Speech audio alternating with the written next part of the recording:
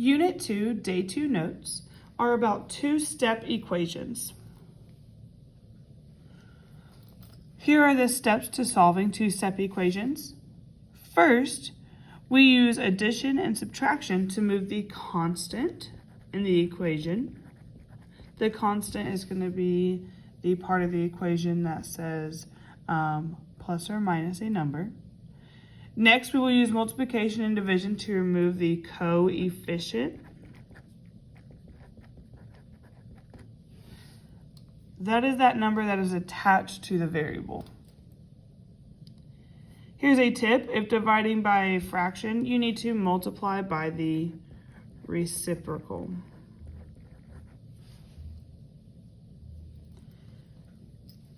All right, let's do an example. Number 1, I have the equation 14 plus 9m equals negative 13. Well, if we follow our steps, step 1 is to use addition and subtraction to remove the constant. So here is my constant right here.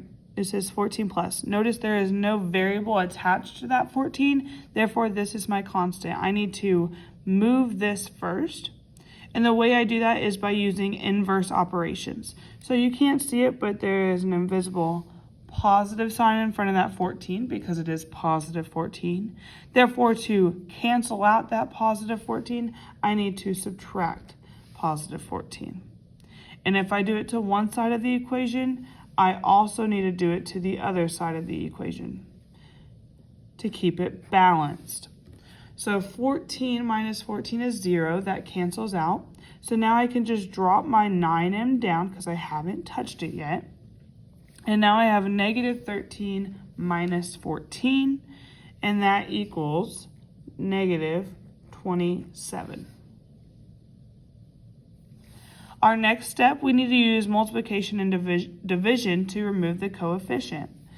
So I want to get m all by itself on this side of the equation. So I need to cancel out this 9. Now the operation that is happening here is 9 times m, so multiplication. To do the opposite, I need to divide by 9. Whatever I do to one side of the equation, I also need to do the other side. And now I can simplify. So 9 divided by 9 is 1. So that leaves m by itself. And negative 27 divided by 9 is negative 3. Now I will check my work by plugging in that negative 3 for m in the original equation.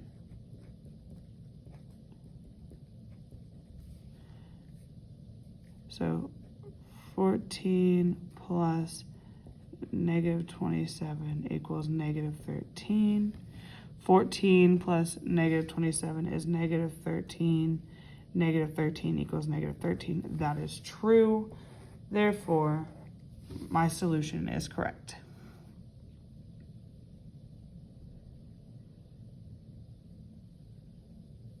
Let's do another example. Let's do number 2. I have negative 12 equals n divided by 2 minus 6. Now remember, my objective is to get this n by itself. I need to isolate it. So first I need to cancel out or remove this minus 6. And the way I do that is I add 6 so that those cancel each other out. Whatever I do to one side of the equation, I also need to do to the other. So these cancel out. So now I'm going to bring down what I did not use. So n divided by 2. And now I have negative 12 plus 6, which equals negative 6. So now my equation is negative 6 equals n divided by 2.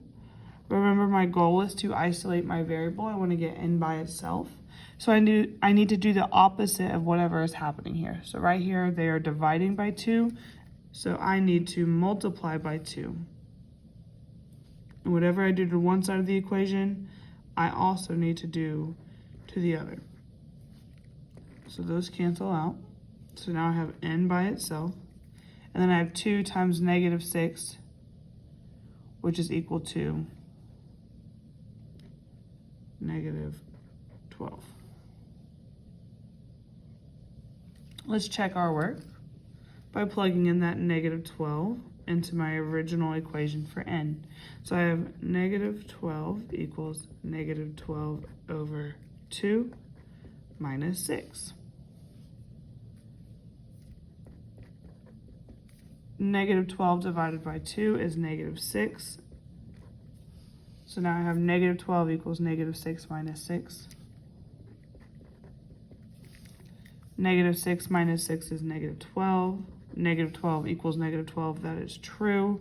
Therefore, my solution is correct.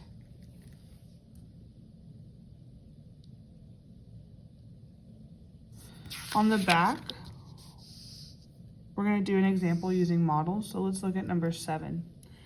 Write and solve the equations modeled below. So essentially, it is a balance beam or a scale. One side is equal to the other. So on this side, I have 1, 2, 3 negative x's.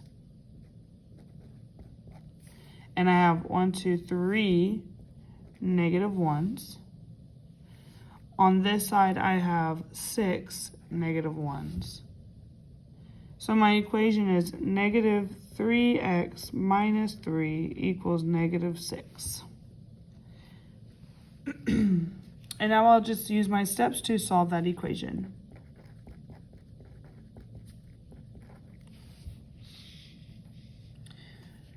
I need to cancel out or remove this minus 3.